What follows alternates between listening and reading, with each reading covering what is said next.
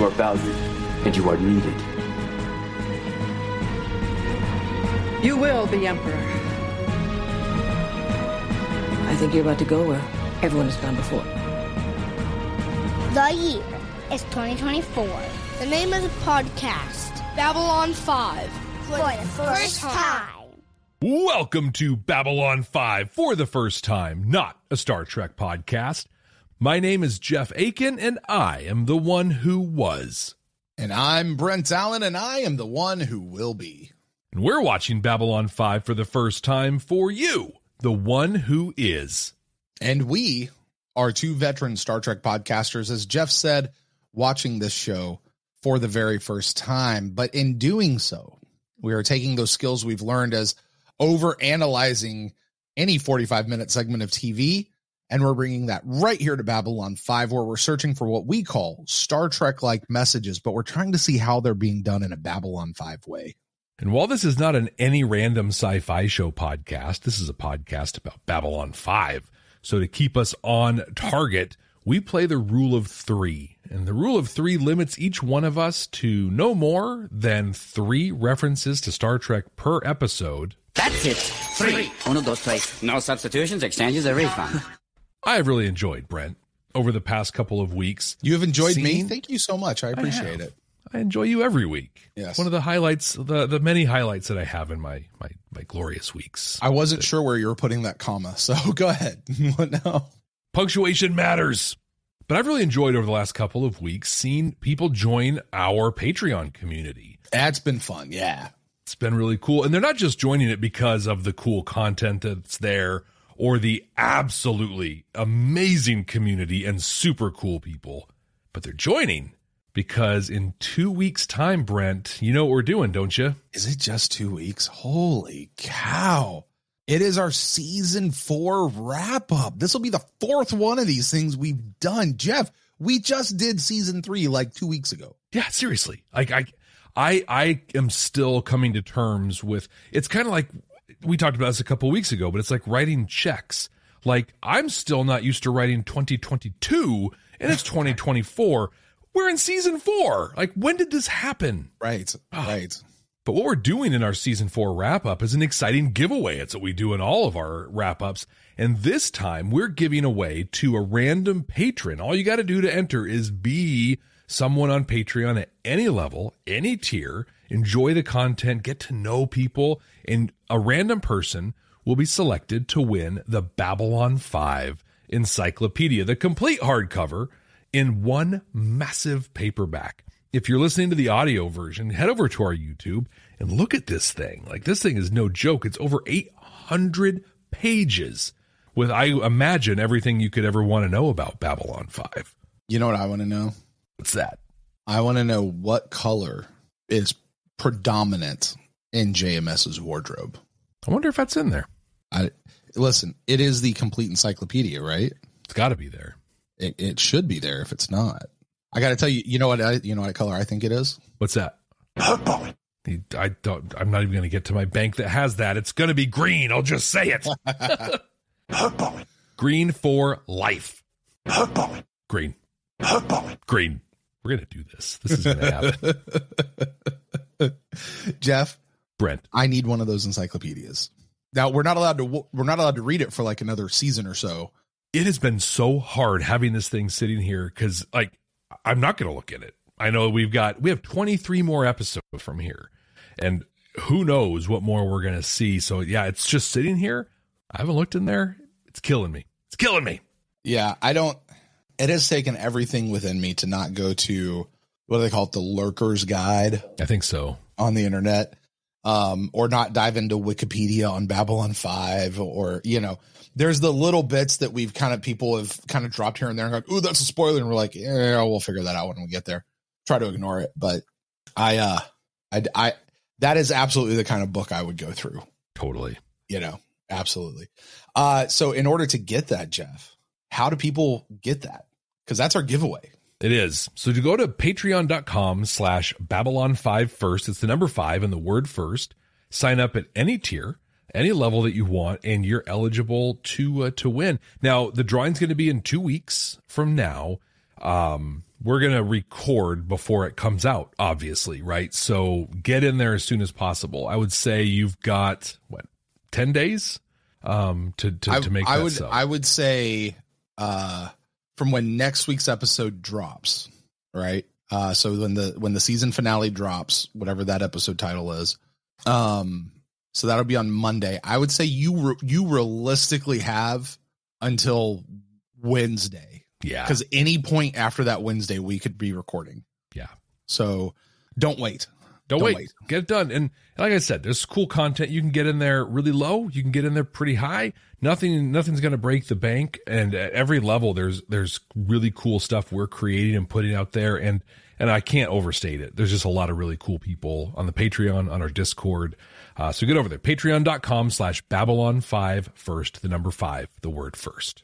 You know, Jeff, along with cool stuff like doing giveaways and playing the rule of 3, there's another game we like to play at the end of the show. Sure is. Well, there's yet another game that we like to play right here at this part of the show, where we look back at last week's prediction and we try to see how close we actually were. So, Jeff, this episode is titled Rising Star. Looking back at last week, what did you say this episode was supposed to be about, and how close were you? I suffer once again from specificity, but I'm just doubling down on the prediction I made in the season 3 wrap up. So I believed that this episode would be Sheridan turning himself in and then using the inquiry board or the tribunal or whatever it was going to be as a platform to unite all the worlds under one banner, the Babylon 5 banner. Let's see here. I'm going to give you. All right. So he turned himself in. Mm-hmm. He did not use that platform.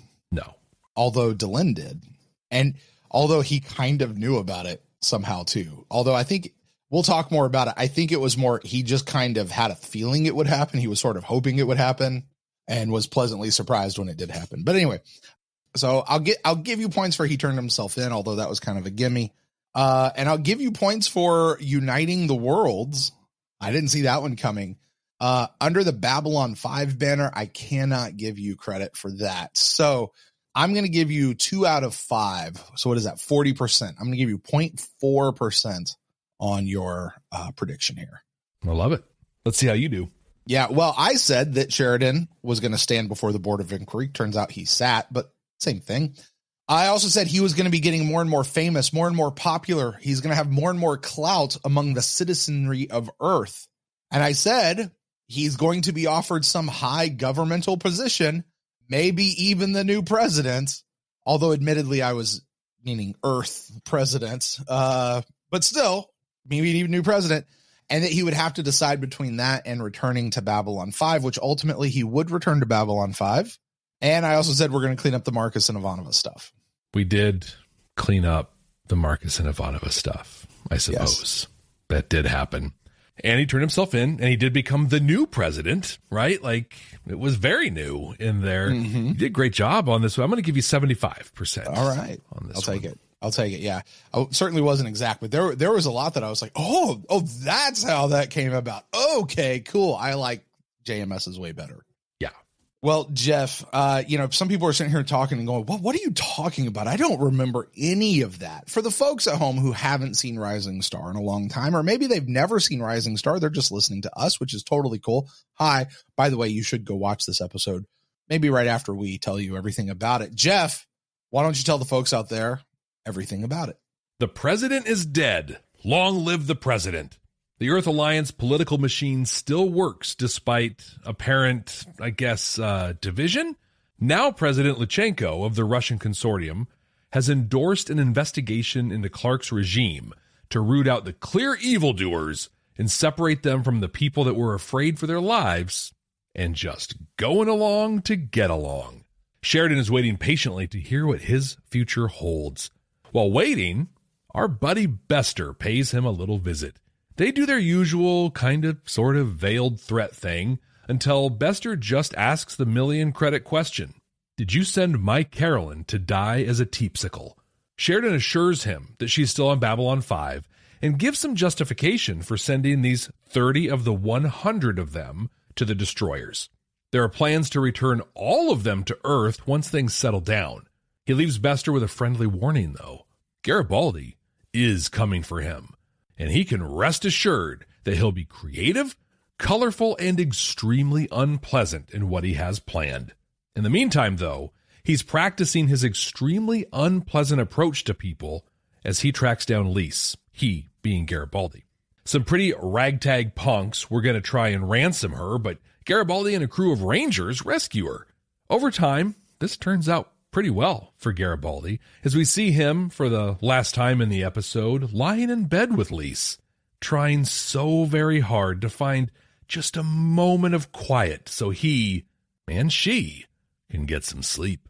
Delen's been busy in Sheridan's absence. She, Londo, and G'Kar have a proposal for the League of Non-Aligned Worlds. A proposal so unheard of that Londo, who we also learned is about to be named Emperor because Regent McJokey Joker guy, the guy we met, some 8 years ago or whatever, is apparently going to die. But Londo says that everybody's going to need a fresh pair of undies once they hear this proposal. On Earth, one of the generals comes in to let Sheridan know that they have made their decision. He, along with his season 1 caliber acting, step out as the president comes in to tell him what's coming. Sheridan has a choice: accept amnesty for his crew and take full responsibility for his actions in exchange for his full pension and his resignation from Earth Force, or he can be dishonorably discharged and brought to trial along with all of his staff, and he agrees to resign. On Babylon 5, Franklin finally arrives, and he gets to Marcus and Ivanova, but he's too late. Ivanova's recovering, and it appears that Marcus has died, having given his life for hers. She is so broken over this, and she can't believe that he did it. She knew that he loved him, but she didn't want to risk ruining her relationship with him. Now that he's gone, she's brimming with regret. Almost top among those regrets was that she never boffed him. Brokenhearted, she says, and later in the episode, Linear echoes that all love is unrequited. The president has called a press conference for Sheridan to announce his resignation. Londo, G'Kar, and Delen are also there. She starts by honoring the sacrifices made on both sides and points out that everyone was fighting for the same thing, an Earth they could proudly call home. At that, Sheridan says some pretty great things, and then he officially resigns. The president then invites Ambassador G'Kar to the podium. He describes the human ability to build community and bring everyone together. He announces the proposal that was agreed upon earlier. You see, the League of Non-Aligned Worlds has been dissolved, and in its place, the Interstellar Alliance. You might recognize this concept under a different name from my prediction for Season 4 and the Season 3 wrap-up. After this, because everyone here is politically astute and understanding timing for delivering really big and important messages, in front of all the humans that have just gone through almost a year of propaganda about the Minbari controlling and manipulating Sheridan and all the anti-Clark people, G'Kar decides to bring up Delen. Delen goes into more detail on the Interstellar Alliance, independence for member worlds, free trade, an economic and political alliance. The Rangers will now accept members from all Interstellar Alliance worlds and will not be a military force per se, but they'll help secure borders and will only go or stay where and when invited. They're not going to get involved in interplanetary disputes, but will openly share information with everyone involved. The Rangers and the Alliance are not here to enforce the peace, but to create it. And she closes by inviting Earth to join. The president meets privately with them to negotiate. She's open to the idea, but is going to need something tangible. So Delen offers to share technology, specifically artificial gravity, so Earth can finally make some cool ships.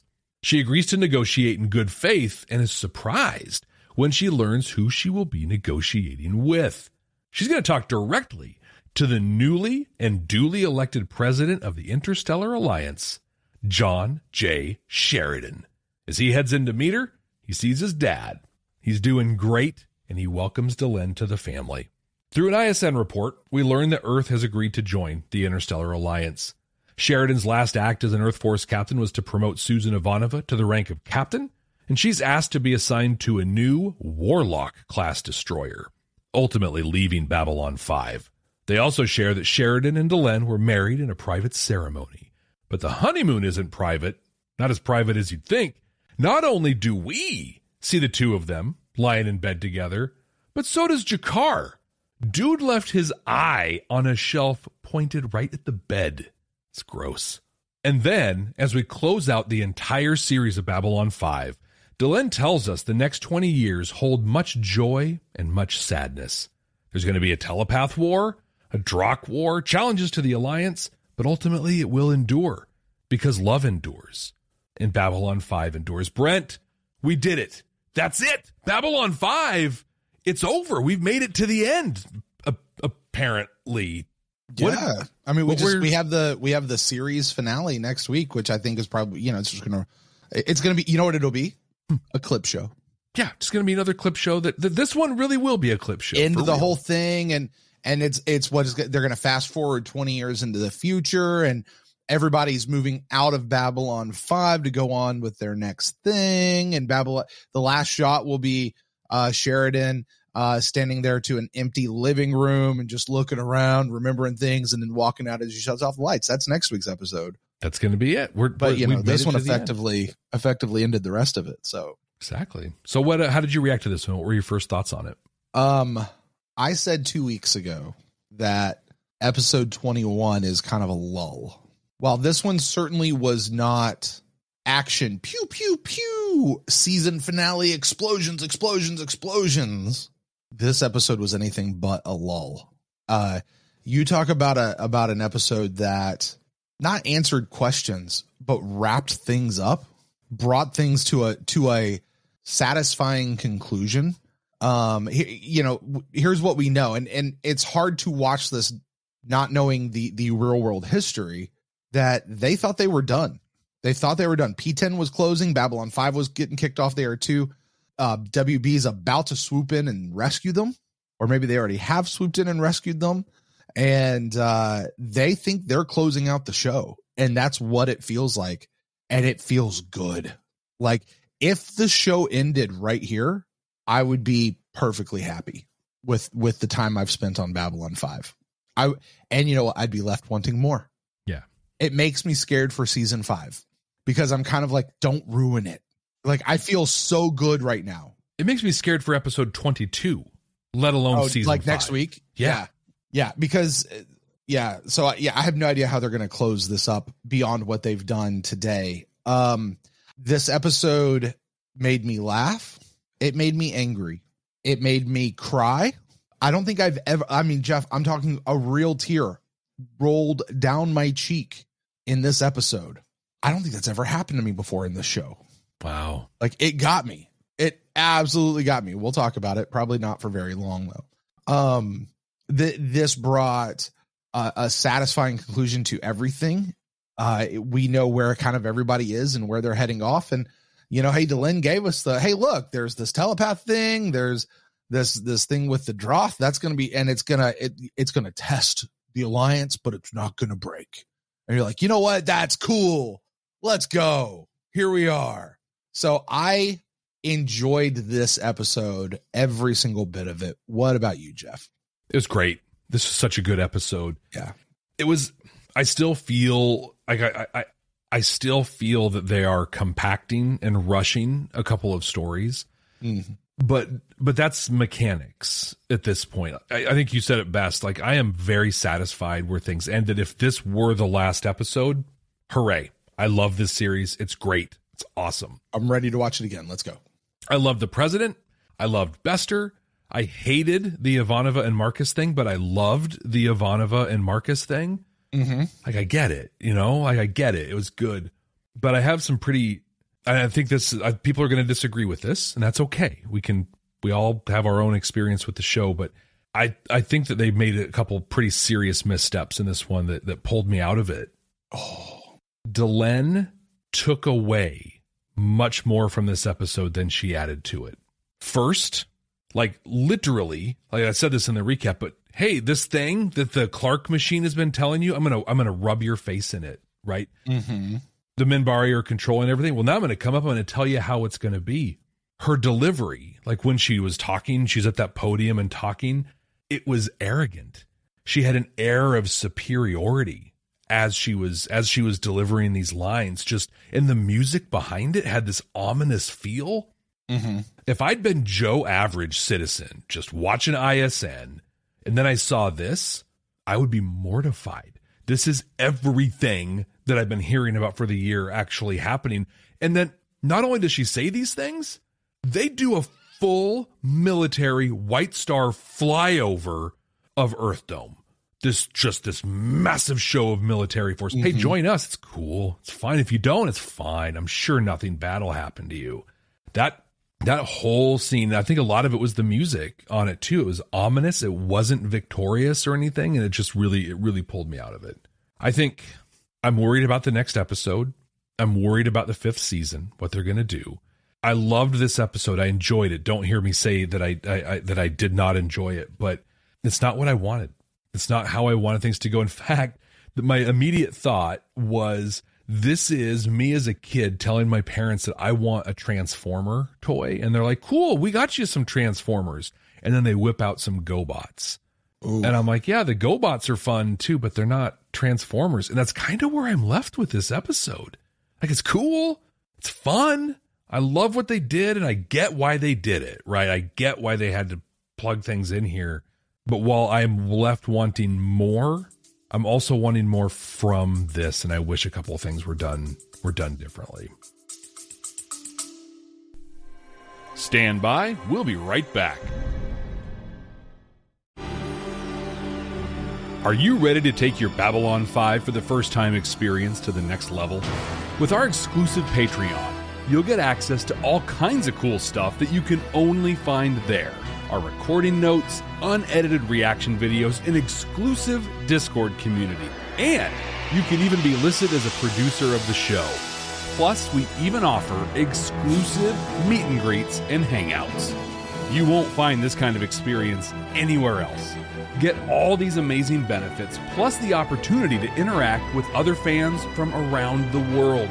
It's being part of a huge community where everyone shares the same appreciation for Babylon 5. Subscribe at patreon.com/Babylon5First. That's the number 5 and the word first to get access to these incredible benefits. That's patreon.com/Babylon5First. We can't wait to see you there. I want to talk about the scene with Delenn and making the offer for the new, what is it? Interstellar Alliance. Yeah. Okay. 100% agree about Delenn's whole piece. I also just sort of wrote it off as I think I'm looking at it in a way that they're not meaning for it to be. When those White Stars flew over Earth Dome, it was as threatening as all get out. Yeah. Like I would not be okay with that. Now, I don't know how they do it on Minbar. I don't know how they do it on Centauri, but here, that, you know what that looked like to me? Remember the shot of Londo looking up at the shadow ships flying over the world? Great call. That's what that looked like to me. I like, this is an invasion. This is not going to a football game and them doing a flyover with a single ship and somebody jumping out and landing in the middle of the field on the logo or anything like that. Like, that's not what this is. What you just told me is those Rangers are going to be the police force. Yeah. They're going to be the enforcers. And you tell me they're not. They're just going to make sure everybody has all the information. They're going to narc on everybody, but I don't believe it. I do not believe that that's what's coming from you. Outside of, you and I both know that Delenn's a good person. She's a good guy on the show. And so her words have to be true. You and I know that. Yeah. Right. Nobody, that's what I mean. Nobody on earth knows that. And I think you bring up a fantastic point that I hadn't thought about, Jeff. They just came through the past year and a half of all this propaganda. And you know that, like, at least half those people in the government were kind of on Clark's side. Yeah. And this is just feeding into that whole piece. Like, this is going to disrupt the incredibly fragile balance that Earth is in right now, having just had a civil war, having just had their president commit suicide over the whole thing and come out of this. Like, you know, Clark could not have done what he did if he did not have his supporters. Exactly. And his supporters are still there. So I had a big problem with that. The other thing I had a problem with was Jakar got up and he spoke. And then Delenn got up and she spoke. Londo just sat there. Yep. No Londo. Londo, I would have been perfectly okay if Jakar got up and said what he said. Delenn got up and said if we could rewrite this episode, Jeff. Yeah. Delenn's portion needed to be hey, we are aware that you guys have been taught this whole thing about Minbar and what we are and what we've been doing. And I am here as an ambassador to tell you that is not true. Let me introduce you to these Rangers. These are people that they come of their own free will. And here we are. And here's what we've been able to do to give that. And then she needs to cede the podium to Londo, right? Well, actually, I think it should have been Londo first. And then the final thing should have been Jakar. Yeah. Londo should not be discussing anything military tinged at all. Right. And if all three of them want to be on the platform at the same time, cool. That's actually probably the way it should be. That presents a united front. Mm-hmm. I wouldn't have mind seeing some of the other non-aligned or the new alliance. Show me those three made up the council. Okay, why are those three making up the council? Shouldn't everybody give me that? That was just a table of 10 people that we saw. Put those people, there should be an ambassador from every single one of those worlds at this world inviting people to join. That needs to be the new welcoming committee. Yeah. Hey, we would love for you to come join us. If you don't want to, absolutely cool. I loved that aspect of it. If you don't want to do this, that's totally cool. Try not to worry about those guys that just flew overhead, though. Seriously. Yeah. That are right here orbiting your planet that is already war torn and broken. Yeah. That you heard that all of this was just jacked up. Now, that being said, you and I look at that and go, ooh, that's a rough response. And here's some real stuff. Taking it for what the show meant for it to be. It was actually awesome. It was amazing. Awesome. And it was a great next step. The dissolution of the League of Non-Aligned Worlds, which I have hated since episode 1. Mm-hmm. Why are you not aligned? You're what is this deal? Align. You guys are here. Do it. Join together. Form something, right? Get more votes. You get one vote collectively. Come on. Yeah, right. So to finally advance to that, to get to this point was really good to see. Yeah. Really, really good to see. Sheridan turning around being the one to run it made all the sense in the world. And actually that plays a lot into what I'm hoping you're going to dive into in your Delta Fury message point later on. If not, I will add my own 2 cents to that. But I mean, Jeff, to me, the best part of this whole episode was sort of the fast one that Sheridan played on. Sheridan played Mr. Long Con on the president, on his Earth Force people, on everybody, and on us. I did not see Sheridan being in on this at all.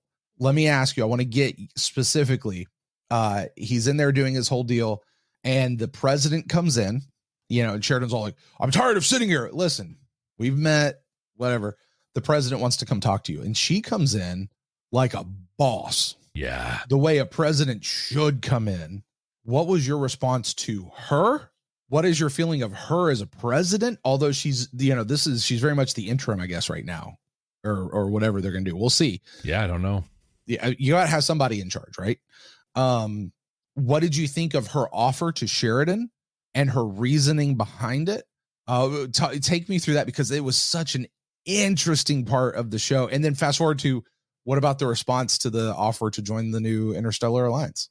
I'm a huge fan of this president. The way she was portrayed and acted was, total boss. Amazing, incredible, a real leader. I'm going to talk about some of her leadership stuff that she brought in when we get to the Delta Fury conversation, because I mean, some of the stuff she brought up was just like, oh my gosh, this is what we need right now, today, at this moment, is this kind of leadership. Yeah.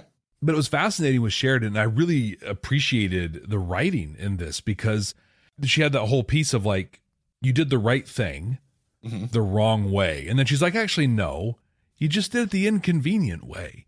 Right. And I think that's that mess. She did such a great job describing that mess between what needs to happen and the political way things are better to happen. He left a mess. He left a huge mess the way he did this. But she also acknowledged to him that they wouldn't be here if it wasn't for him. Hey, you seceded, so you were the only person that could do this.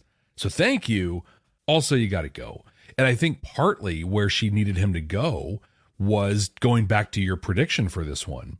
He's built up such a groundswell of support, so much notoriety and credibility that he's a political threat to her and anyone else who would want to be president. So she's like, you got to resign. You got to leave Earth. You got to get out of here because I can't have you as a political opponent. You're unbeatable. I really want to think better of her than that. Then I'm getting rid of you because of you being a political opponent. And you might take my job away. That like it's how it works. But that's not the way I read it. Yeah. When she was talking, she said, you came in here, you did this. Nevertheless, you mutinied. She's right. Mm-hmm. That's why Garibaldi had a point when he's like, what, you're going to tell me I'm doing wrong? Look at where we are and what we did. Right. Yeah. You mutinied. You did this. I can't have you here because of all these other people who are going to be looking at that. You cannot, you know what it is? It's the same reason Jon Snow could not take up being king after having been in sorry guys, spoiler alert for the end of Game of Thrones. If you haven't seen it yet, go watch the show. You've been living under a rock, and this part wasn't even the good part anyway. Because he had a relationship with Daenerys. He was honestly disqualified from leading as a king, although he would have been fantastic. They needed somebody else. And I felt like that was 100% right and 100% fair. And she came in and she laid out, she's like, you did this. This is great. We're going to honor you. We're going to give you full honors and military pension. We're going to make statues of you. Schools are going to be named after you. All of this stuff. At the same time, you can't be around anymore. You are disqualified because you rose to mutiny. And I didn't see that as because you're now a political opponent, but I can't have somebody who always rose to mutiny in this situation, almost like a George Washington. Hey, you did this. Now you have to cede power and walk away. And I'm talking when General Washington did that before he became president. Yeah. You've got to walk away and it's okay. And if you don't, I didn't like how she said, if you don't, we're going to drop the hammer on you. Yeah. Yeah. And not only we're going to drop the hammer on you, but we're going to go after all your people. But you know, like she made that sound really threatening. I didn't like that. I really kind of would have preferred that be more, if you don't do this, then the tribunal is they'll come after you and all those, and I can't stop them.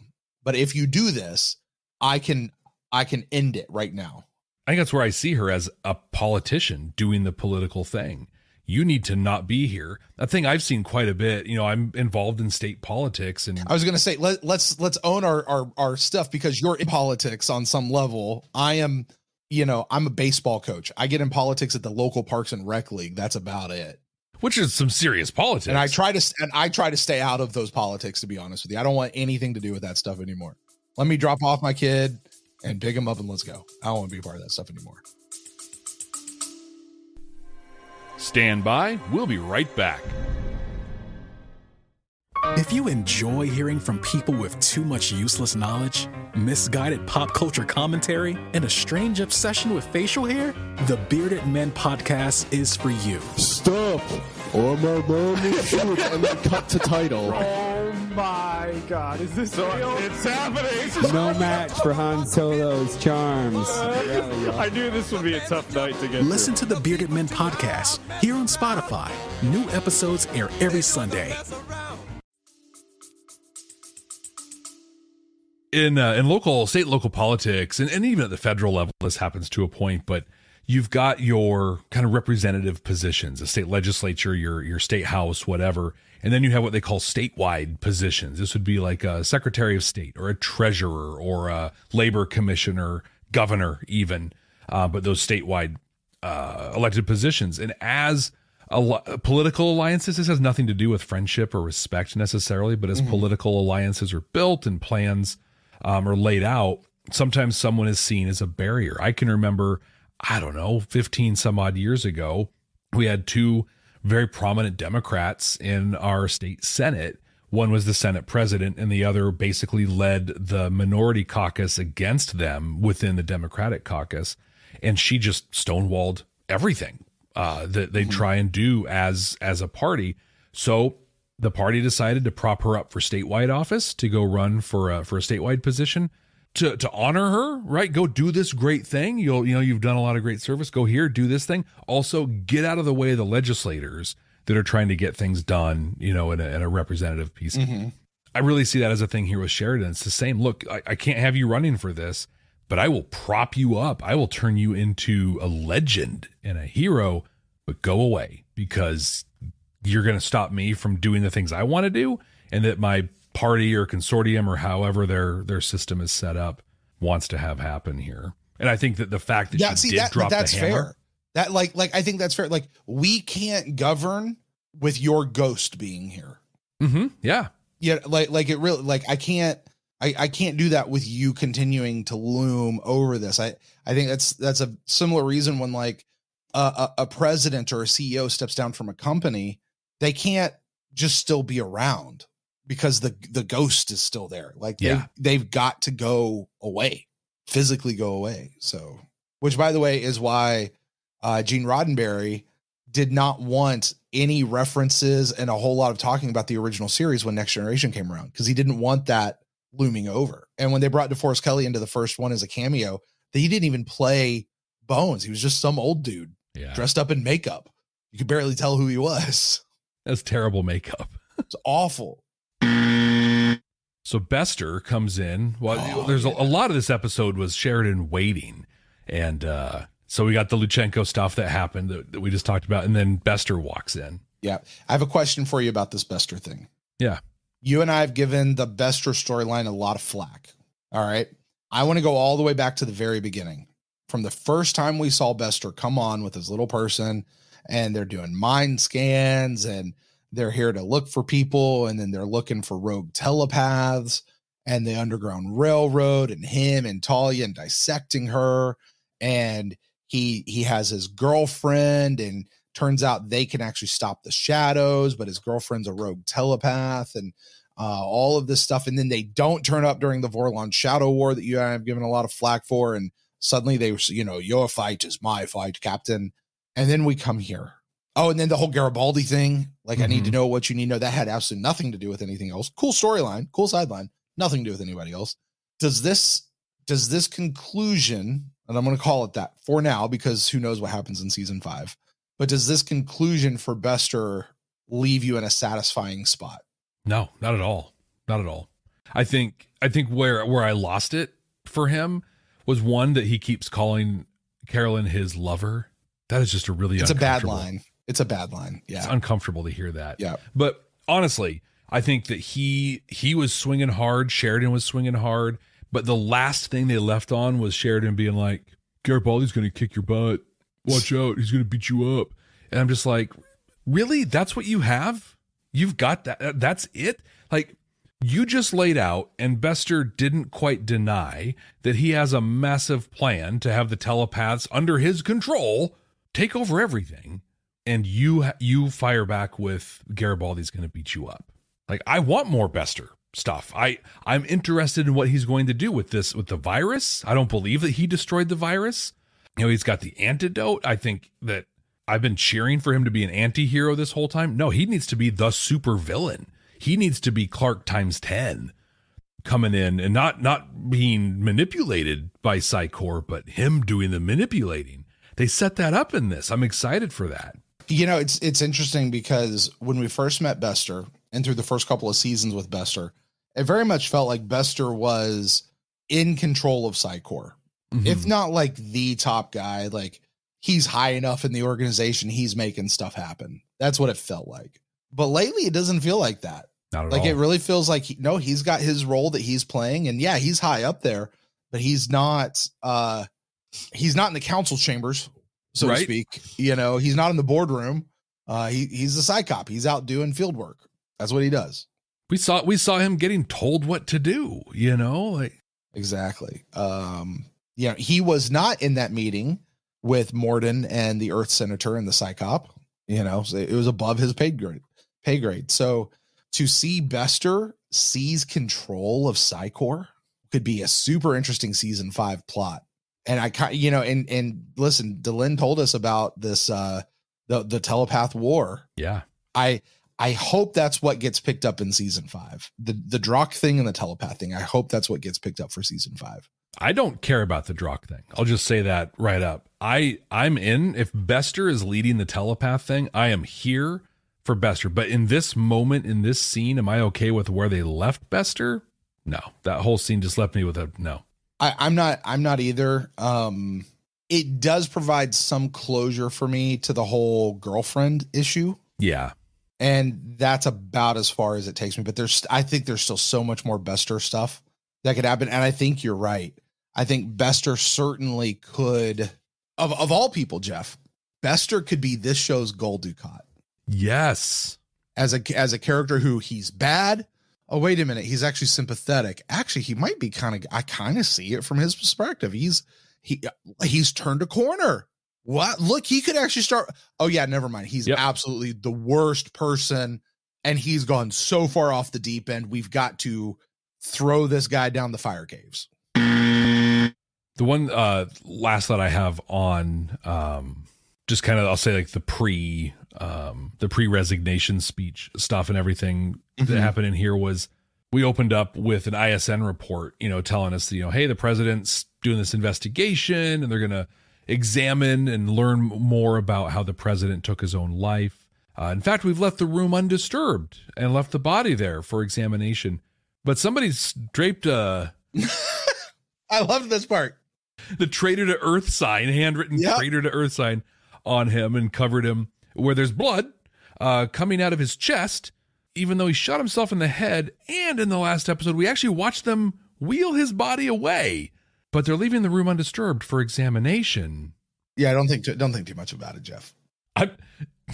I'm just getting way pedantic in this one, I think. You are. Yeah, you are. I wanted more out of this episode. You know what I mean? Like Do you know something I wanted more out of this episode? In the very opening scene where we first met the interim president. What is her name? I did not catch her name. Lachenko. Lachenko. She's at the podium talking. Okay. This made me stop and go back and watch it again. Behind her is her little aide, her attaché, a very young 20-something looking year old dude. While she's talking, obnoxiously so, somebody else comes up onto the podium, hands him some paper, whispers in his ear. He whispers back. They have a whole conversation. Then he grabs paper and just sits there and looks forward. I want to know what that conversation was. Yeah. Something happened. I kept expecting him to interrupt her and say, we got to get out of here. Something's going down. Nope, none of that ever happened. I want to know what that is. It probably might have just been their lunch menu, what they were having for lunch. It really could have, but to do that on screen. And I thought that was so good. I really wonder if JMS wrote that into the script, because that's something you see all the time whenever you're watching people deliver these speeches. Is an aide comes in and talks and whispers behind, and then they walk away. You see that all the time. And the fact that we saw that on screen here, I wonder if that was a script piece or if that was a directorial job. But either way, I thought that was really good. But I really want to know. Really, really want to know what that Maybe that's one of the seeds for season 5. Well, nothing's wasted in this show, Jeff. Ever. Not a single thing. Can we talk about Ivanova for a minute? I don't want to, but yeah. Okay. Her crying scene, I think might have been Claudia's best acting moment of the whole series. It was amazing. She did so good in this scene, and it effectively was her final scene. It really was. Because she's gone now. We lost Marcus and Ivanova. They killed Ivanova. Then they sent Marcus to take her place and brought Ivanova back to send her off again. What the hell is going on, Jeff? I know, it's terrible. Unless whatever ship this is going to be stationed at Babylon 5 and Ivanova's still going to be around. And maybe she's a part-timer from this point forward. Is she leaving? I'm assuming she's leaving the show and she's not in season 5. I don't know what she did after this. I know that she's worked, Claudia Christian has worked quite a bit, did a ton of incredible voice work.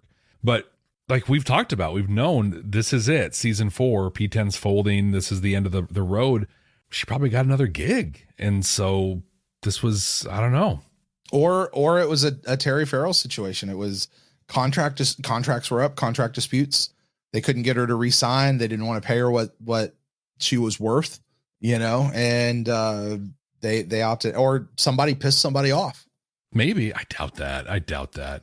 You know, but think about the emotional journey we've been on with Ivanova over the last couple of episodes where they effectively killed her. Yeah.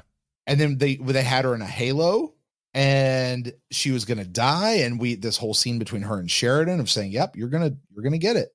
And then to have Marcus go through his whole piece only just to have Marcus die. And now this is a Romeo and Juliet situation. They're both gone, Jeff. They're both gone. Both gone. Although I'll tell you, I mean, to your point, Ivanova could come back here and there. We could see her also hitting the sci-fi trope. We never saw Marcus's body. That is fair. I mean, it's ridiculous. I don't think it's gonna. They said he is dead, even though we didn't see it. They said he is dead. So, do you think, Jeff, was this Ivanova's planned trapdoor? We know JMS built trapdoors in for all of his characters. We saw the exit for Sheridan. For Sinclair. I'm sorry, he's going to go be the Minbari guy. Mm-hmm. We never saw what happened to Lou. Where did Lou go? Remember Lou? Seriously, Lou became Zach, I think. Yeah, and which is too bad. I like Zoo. And now we've lost. Oh, and then let's hear. Lita left, and then she came back. Dr. What's his face? Kyle. Dr. Kyle Benjamin Kyle. Dr. Kyle left. Takashima. She left, and now Ivanova is getting promoted to captain. Kodoth, Natoth. We never heard anything about Natoth. Where is Natoth? Natoth died on the Narn homeworld on Narn. Oh, good. That's right.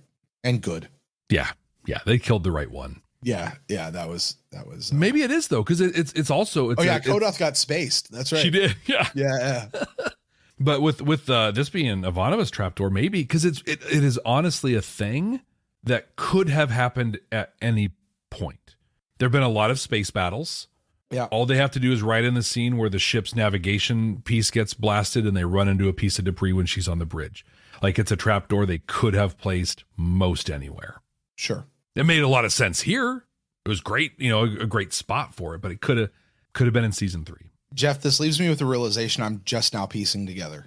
The top 3 people on Babylon 5 are no longer in place.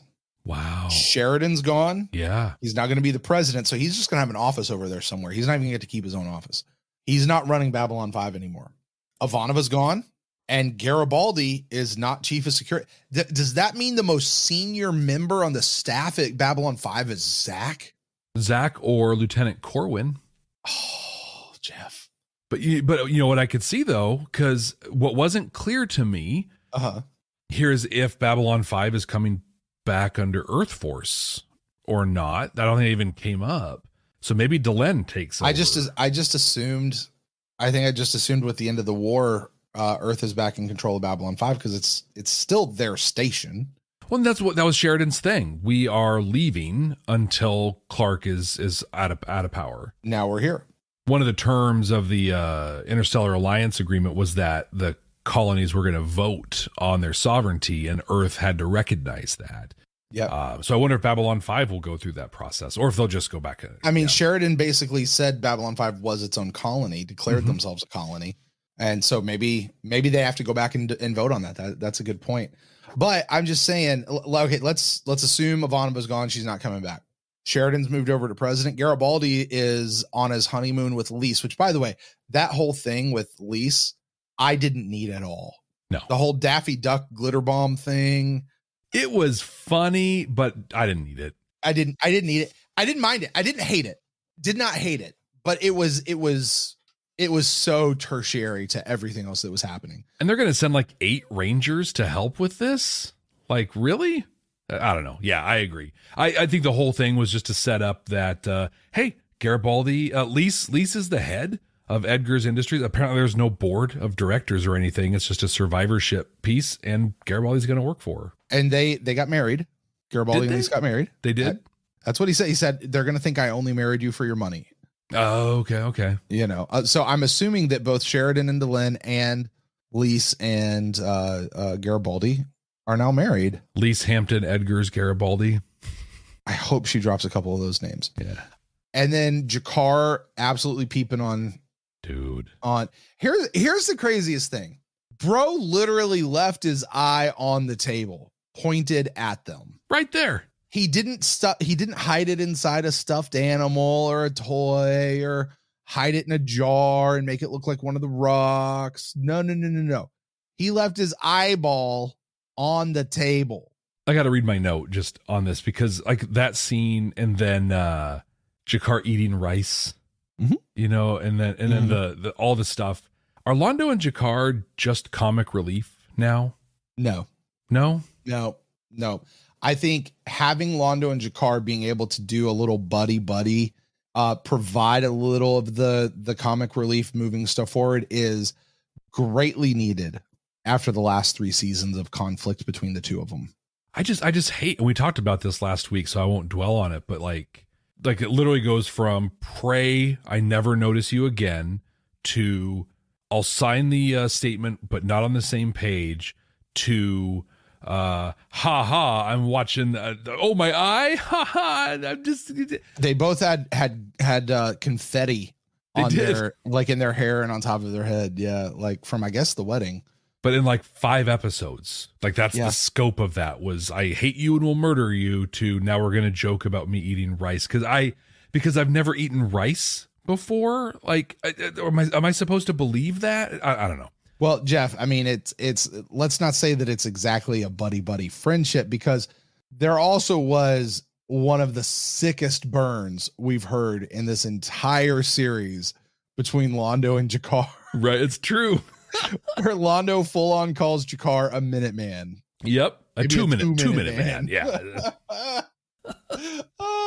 But again, total comic relief, all to set up the announcement that, oh, by the way, Londo, hey, I don't know if you realize this, the series getting cut short. We had this whole storyline planned for you and me because I'm Veer telling you this news. Yeah, you're going to be Emperor, and maybe we'll touch on that in the next episode. Maybe we won't. You're gonna be Emperor. We already know where it leads because we had War Without End. Like that's the thing. We already know how this comes out because of War Without End, or at least one way that this could come out.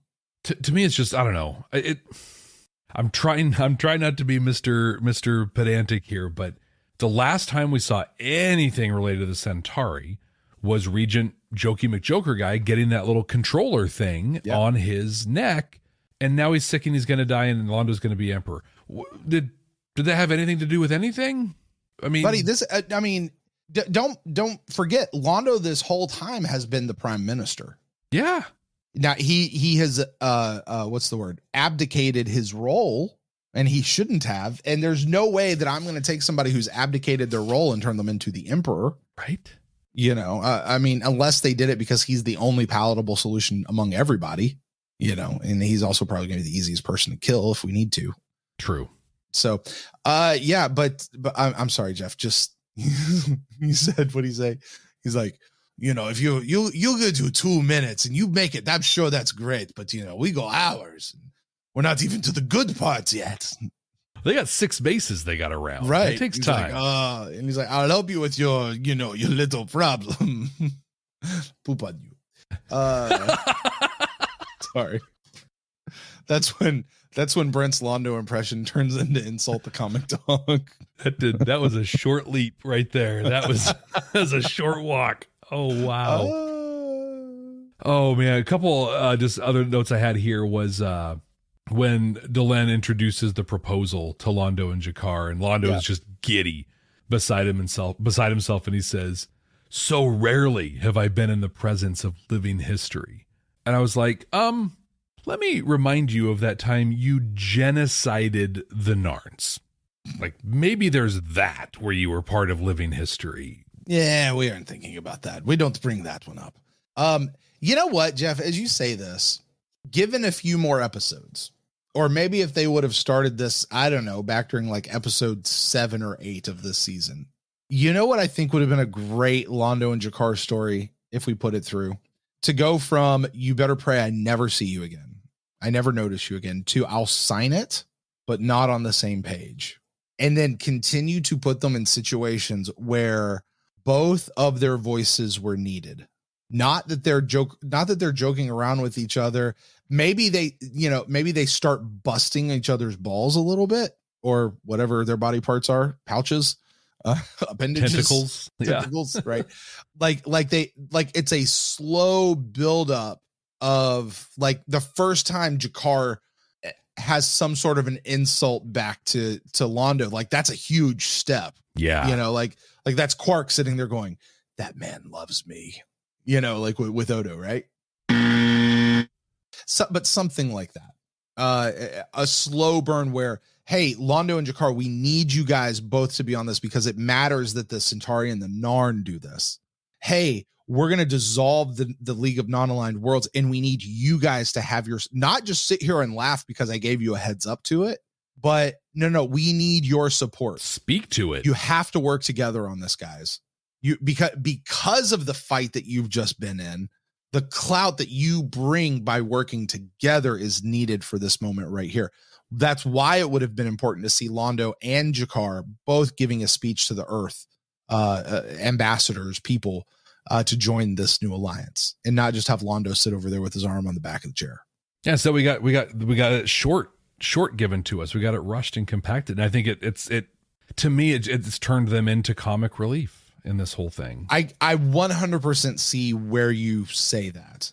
I am interpreting it as what I just said, just sped up really fast. Yeah, really, really fast. Jeff, I have one more note. Okay. I said earlier this episode made me mad, it made me laugh, and it made me cry. Mm-hmm. Now, Jeff, when I say cry, I don't mean a tear rolled down my cheek. I'm talking full on blubbering, had to stop the video, excuse myself, go dry my face, and just sit there and have a whole moment to myself. Really? Okay, that might be a little bit of an exaggeration, okay, but this was a big deal to me. And I texted you and you were like, well, what was it? And I was like, we'll talk about it. The moment Sheridan was reunited with his dad. Yeah. I got to tell you, ever since I became a father, I can't handle these movies where something happens to the son or like these, like I lose it on these movies in ways that I'd never been able, like I never would have before. This moment where he's just, Bruce Boxleitner played this to perfection. Yeah. Dad, you know, and dad just sitting there like, son, I'm here, you know, that didn't even touch mom. And president, well, we'll catch up on that later. Like, it was such a touching moment. And I cried. I'm wow. Just thinking about it right now. Like, it was such a great moment given everything they've been through, the respect that the Sheridans have for each other. You know, when right before he succeeded from Earth, right before he mutinied, he called his dad, and his dad said, son, you go do what you need to do. Yep. Sheridan would not have been able to do what he needed to do. I dare say the Vorlon thing would not have happened the way it did. And Earth would still be under rule of Clark if it weren't for Mr. Sheridan. Totally. Mr. Sheridan is the most important person in the Babylon 5 universe and is the crux for everything. I can't argue with that at all. He brought down the shadows. He brought down the Centauri. He brought down President Clark. Yes, he freed Mars because of what he did and who he was. He was such a great dad. I think just the two things that stood out to me on top of like what you said, Bruce's just portrayal. That was, I mean, just, oh, so good. But hey, like I don't care if you're president. I don't care whatever. You're good. I'm good. Like all this other stuff is noise. We're good. Yeah. And then the immediate non-questioning acceptance of Delenn. Hey, right. Heard you're joining the family. Welcome. Yeah. Oh, incredible. I have one last question for you. Okay. What does it mean that all love is unrequited? This is the single line that, and I don't know that I have ever disagreed with a single line in this entire series so much as I disagree with this line. I have watched this episode twice now, and my impression is that this is Ivanova's experience. This is something she is saying that protects herself, that excuses her from what she's done, what she hasn't done, and it speaks to her experience in no way, shape, or form. By the way, I'm sorry, let me come back to this. You and I have said throughout the course of the show that Ivanova is JMS's mouthpiece in the show. Yeah. And if she's leaving, I don't know what's going to happen, but she has been his mouthpiece. I wonder if this isn't also JMS's personal philosophy of love and how things have happened. And, you know, he talked about, or she talks about people leaving that she really thought she could trust, and the people that stayed were actually people you didn't really want at all. And all love is unrequited, Steven. And then she hugs Steven. Yeah. Like, do you not recognize the love that's happening between you and Steven right now? It's not all erotic love, right? It is also, there's unconditional love, brotherly love, sister. Like there's not all love is unrequited. I summarily reject that idea, while at the same time respecting that could be Ivanova's personal experience, and I don't want to crap on that. But if I could grab her hands and look her in the face, look her in the eyes, and say, Ivanova, I love you, and you're wrong on this one. Not all love is unrequited. And if you were to look around, you would see lots of people who love you. Let's look at Rabbi Koslov, who came across the galaxy or universe or whatever to get to you because he cared about you. He postponed going home for you because he loves you. Let's talk about Talia, who very much was reciprocating your love. Mm-hmm. Took you putting down your walls for that to happen. Marcus was throwing himself at you for years, and you were the one who sat back and said no. Your father tried to reach out to you. Your mother loved you. You look at the relationships you've built around Babylon 5 and time here between Sheridan, Sinclair, and you're hugging Steven. Michael, remember when her and Michael were snipping back and forth only in a way that good friends could, and like I was even like, there's some sparks there. I could see that, and it never happened. And you were absolutely right to say, I hope that never happens. They just stay friends. That needed to, like, Ivanova is wrong, and I'm so sorry that this has been her experience. I'm so sorry that, assuming I'm right about the JMS thing, I'm so sorry for him that if that has been his experience. Yeah. But I summarily reject that notion that all love is unrequited. Beautiful line, though. Beautifully said. Wouldn't surprise me if some people have it tattooed on their body somewhere. Probably, yeah. And I think it sets something up. One, you talk about Franklin hugging it. Franklin was incredible in this. He was a great friend. He was a great listener. He was a great support. This was a peak moment for Franklin. Also, he didn't say much, which helps. But then that got repeated. You know what else he did really well too? He was able to break the tension at just the right moment. Did you really just say boff? Like, right. He was able to break that and move you into another space, which was good. But then Lanier brought that up to Delenn. Hey, did you hear that they said this? Which is kind of creepy that the Minbari are getting transcripts of what conversations are happening in private. But Delenn like looks at him and she's like, "Oh, it's not true. It's not true at all. Love is requited." And Lanier's just looking at her like, "You have no idea what you're even talking about right now." But I think, to your point, it's a mismatch of love. He has romantic love for her. Mm-hmm. She has, I don't know, parental, maybe, sort of a love for Lanier. But I fully believe that she loves Lanier. So maybe it's not that all love is unrequited, but maybe your loves don't always quite match up. Well, I don't know. Do you think that Delenn had a thing for Ducat, that Ducat did not necessarily return for Delenn in that same way? Still having love for Delenn as a student, I guess you would say? I didn't get that impression. I know we talked about that in Atonement, where you thought that she did have a thing for him. Mm-hmm. I didn't get that. But it would also speak to her understanding. Hey, it's not unrequited. Like, there is no unrequited love. It's just mismatched. Well, Jeff, I think with that, we have exhausted this episode almost. And we have reached that part where we kind of boil this all down and we see if this episode has any of that Star Trek quality we've been talking about now for nearly 4 seasons. Are there deep moral messages?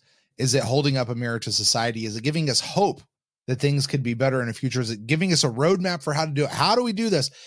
And also at the same time, we're looking for, how does this do it in a way that only Babylon 5 could do it and provide us an hour's worth of entertainment? So Jeff, you are going to do that. You're going to glump all of that together and you're going to rate this show on a scale of 0 to 5 Delta Furies to see how strong the message is and how Babylon 5 it was delivered.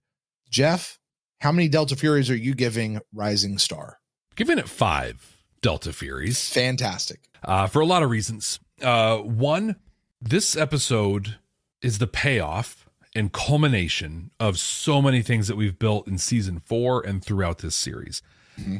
Almost at the head of the pack is humanity. We talked about this before, so I'm not going to spend a lot of time on it, but humanity as the focus and the locus and the glue and the bond, the communities that we build, the power and the strength of diversity. We've talked about this so many times in what is likely our highest Delta and Fury rated season so far.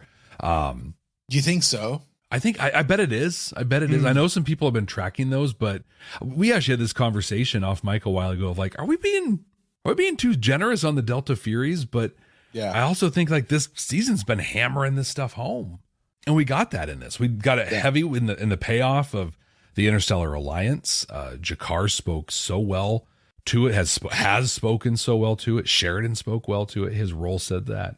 I love Luchenko in this episode also. She talked about both sides having sacrificed and lost so much and that they were fighting for the same thing. She's not trying to blame anyone. She's not going out for blood or for vengeance. She wants to move forward and she wants to seek justice for the people that were maliciously doing things wrong. That's not how things go down today.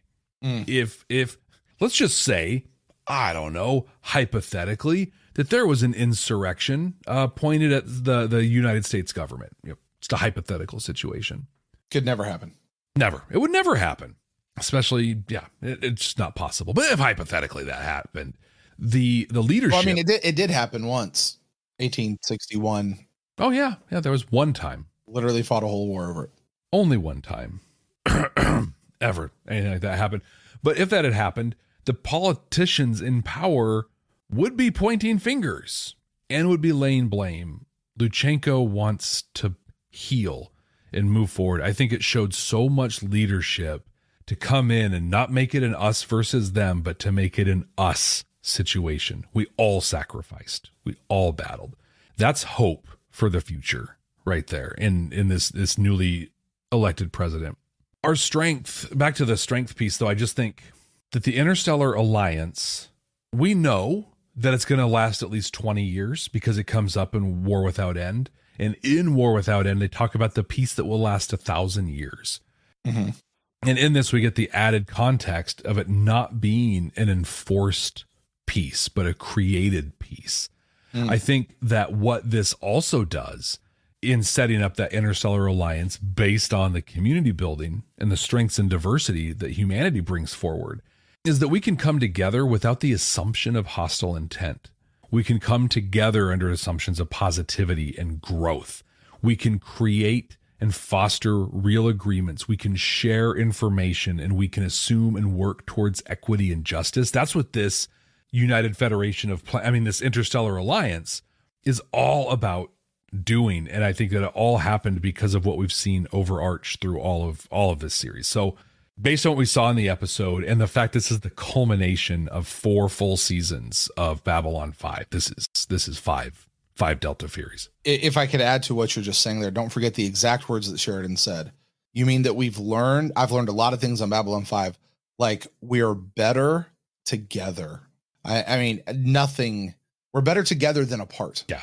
Nothing says Star Trek and the Star Trek message like that idea right there, which by the way, that's not unique to Star Trek. That should be across the board. And that really is the point. We use Star Trek as the gimmick, but it really is the point.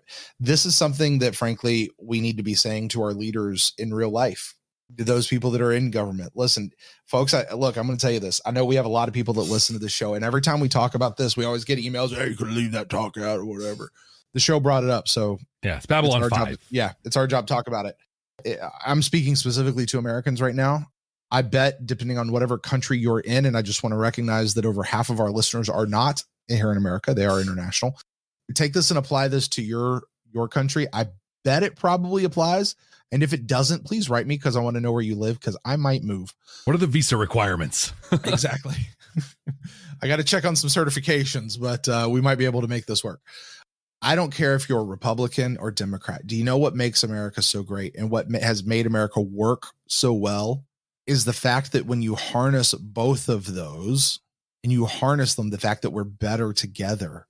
Not that when one party, and this has been, honestly, when things go bad, it's when the two groups refuse to work together anymore. That's when it goes bad, and they just start sniping at each other, and it's this political maneuvering, and that is what leads to these extremes that we have seen out of both parties, and those extreme groups grow and wind up taking over control, as opposed to actually being able to come together with your differences, owning your biases for where they are, and being able to dialogue and have that conversation and draw on the strength of each other in order to find the best way to move forward. The problem stands, or the problem lies, when people stop working together. But the truth is, we are better together than apart. Not, hey, well, we're in control right now, so you just sit back and suck it up while we're here in control. Better luck next time. And we're going to change all the laws to make sure that we stay in control. That's dumb. That is not the way that things work best. And I will take this out of politics and I'll put this into business. The Walt Disney Corporation. The Walt Disney Corporation has always worked best, always ran best when there were two people at the head, somebody who was creative and somebody who was business minded. And every time that Disney has been in control with a single solo person, one of those two pieces have been neglected and things have fallen to the wayside. Michael Eisner, Frank Wells, Walton Roy, the two golden eras of the Disney Corporation. I love Bob Iger. Not even Bob Iger has been as successful as what those guys were able to bring. We're better together than apart, Jeff. To say that this is a 5-star Delta rating, honestly, you're right. Everything has led to this moment. Everything we've watched over the last 4 seasons has led here. I kind of want to just be done. I feel like we kind of are. Yeah. We'll see what happens. I'm trepidatious moving forward, but if this is what we came to, somebody said to us a long time ago, Jeff, when you get to the end, you're going to find out that Babylon 5 actually was more Star Trek than Star Trek.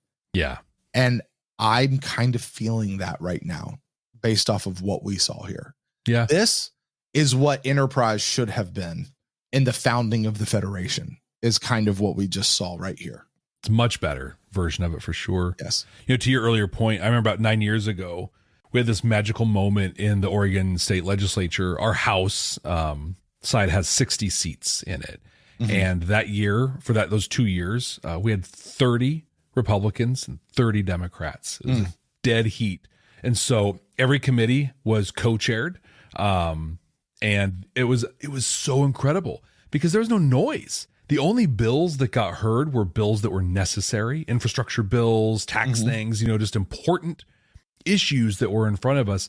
There wasn't politicking that happened because there was nothing to politic because they were dead even. And so they had to work together. The Republican chair and the Democrat chair had to agree on what bills were introduced to committee. Mm-hmm.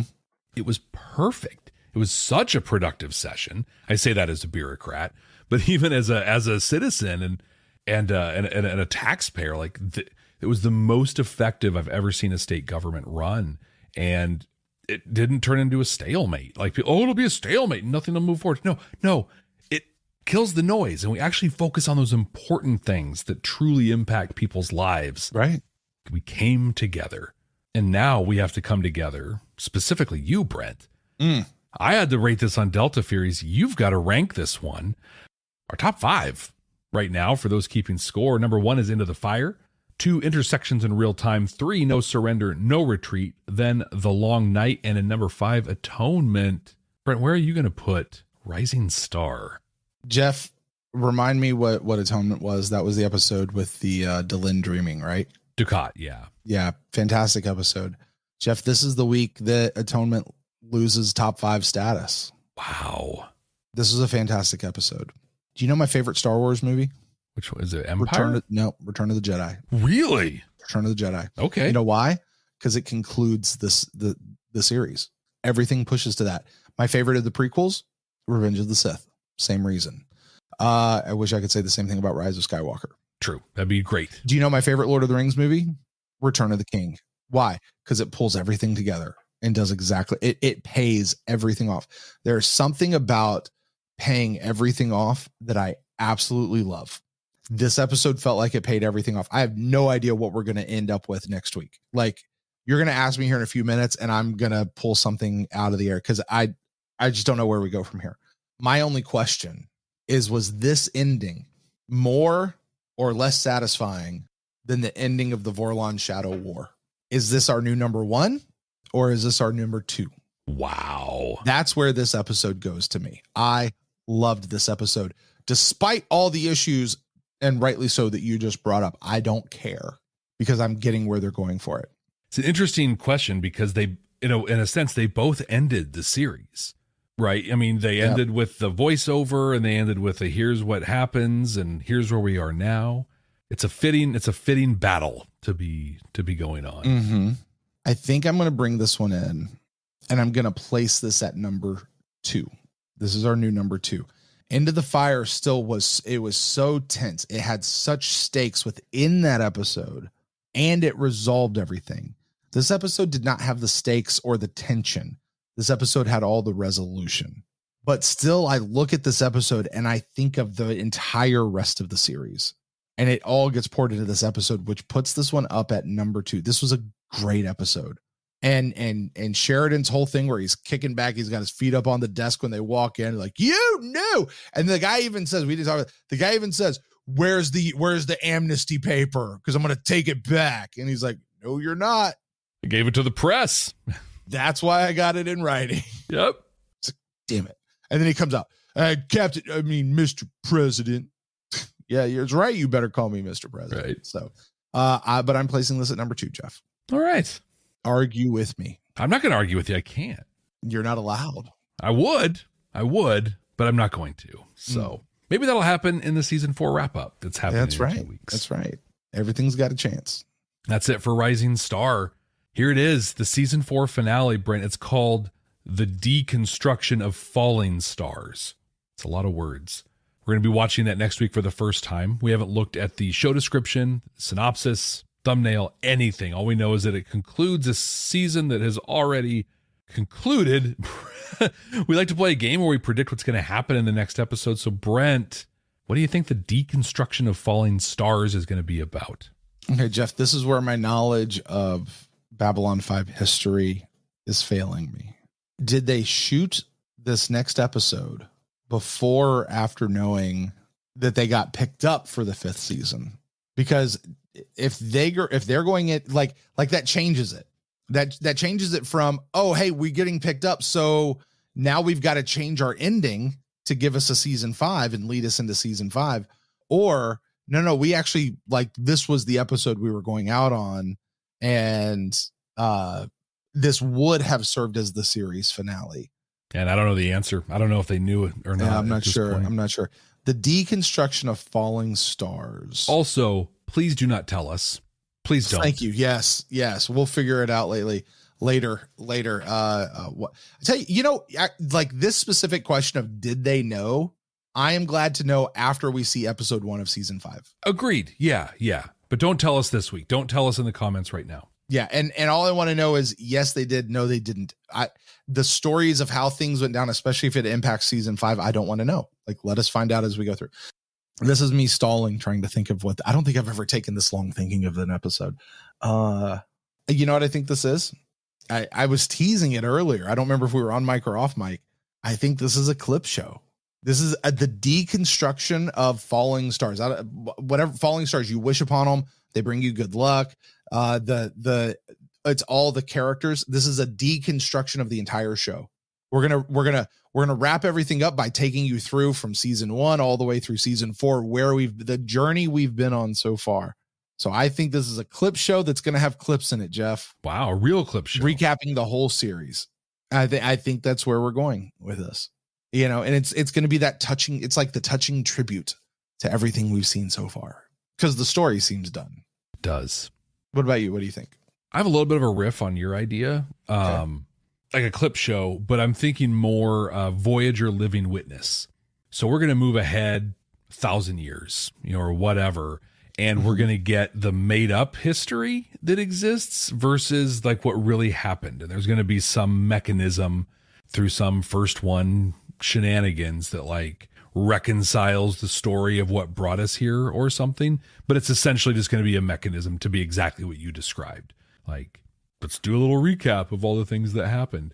My other thought, though, and what I think I'm going to actually make my prediction is, did you ever watch the spin-off from the new Battlestar Galactica called Caprica? I watched 5 or 6 episodes of it and wanted to go back to it, but I never did.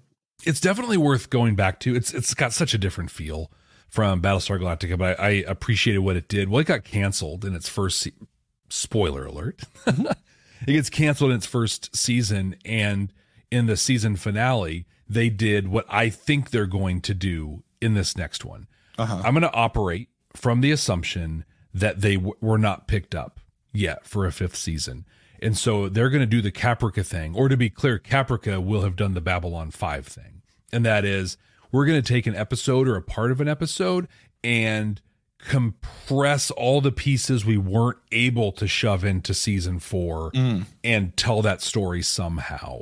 So like, hey, here's what we were going to tell you coming up, but we don't get to because we're on a failed network. We're going to find out right here next week. Thank you all so much for joining us. Don't forget to subscribe wherever you're watching or listening to us.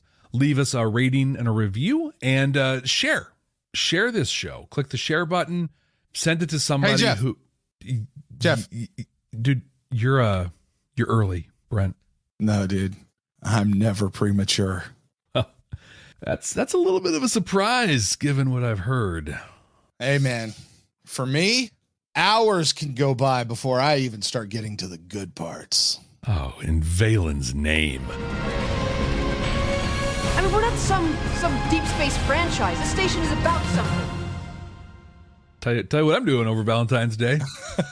Sorry, hon. I'd like to come to bed with you tonight, but I've got work to do. I need to make some music for this podcast about a very old sci-fi show. Your wife is like, I need to make some music. Right.